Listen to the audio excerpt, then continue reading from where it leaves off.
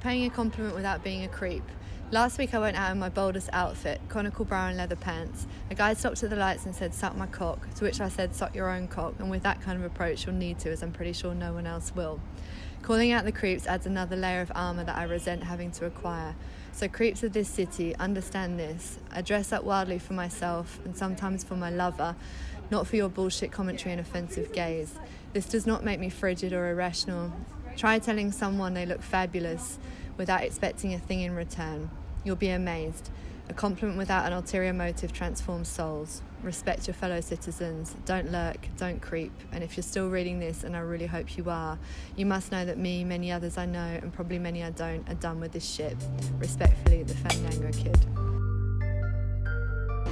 So my name is Annie Nicholson, the Fandangoe Kid, and I do a lot of work about grief and loss and trauma, a lot of public post-ups, also about mental health and gender, dismantling gender constructs, looking at strength and gender and the relationship between the two, and dismantling stereotypes. With this project, Emmanuel and I wanted to work together on a project looking at privilege and lack of it. Me from the perspective of gender and just wanting to call out the bullshit and outrageous comments that can get hurled around on the streets at women. So in this example, I'm speaking from my own personal experience. I'm telling the story of getting dressed up to go out to see my ultimate heroine, Grace Jones, last year, and really dressing up all things bold, and on my way experiencing some catcalling from these two guys that really made me feel vulnerable, and then after kind of outraged that I'd kind of been forced to kind of gain another layer of armour. And you know, just kind of really wanted to go out and have a good time, and then there was this sort of bullshit that was sort of in my way.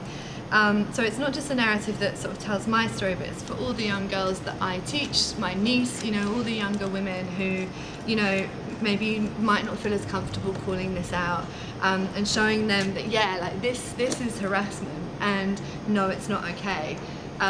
You know, I started to think about the way that compliments can be paid, and how you can truly make someone feel fabulous when your compliment's coming from your heart and from your gut.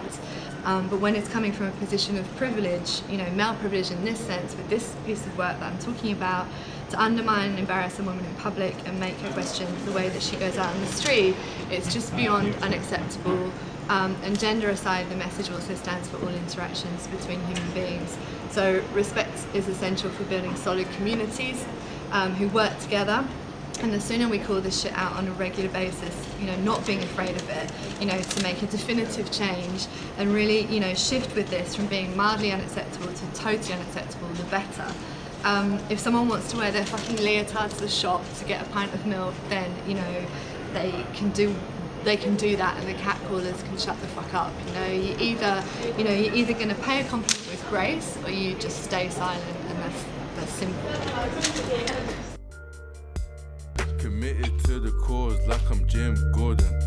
I did the dash with the quickness. Shorty, she my witness. We going rounds like it's fitness. They hunting for us like it's Kill Bill. They rather see me dead like Emmett Till. I got the vision like I'm Jordan Peele. You said that you're down to ride a thief in the night. You're my alibi. Beretta's going off. I told her run for cover. I'll protect you like no other. I said that I'm down to ride. Yeah, I looked at it from a perspective of race, and just like how the media kind of play a role in targeting certain demographics, and I just thought like our art is just a great way to just combat that, and just combat like that surface level way of thinking. So yeah, and I was wavy, because like people were psychologically just imprisoned, really. Yeah, and I think, you know, looking at lack of privilege from a gender and a race perspective combined is something that has not really, you know, been done so much, and we really want to try and, you know, the fact that we kind of, it's caused quite a lot of extreme reactions is a really good thing, and it's kind of made us want to go out and do more, and I think it could be, you know, really change people's thinking patterns.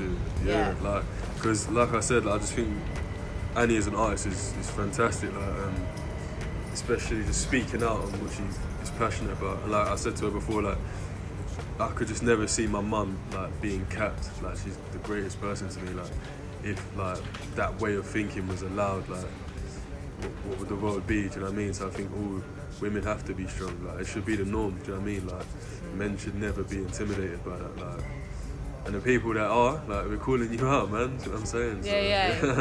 Yeah, well enough. Like the Yeah. time is most definitely up. Yeah, man. Like you can't hide behind shit anymore.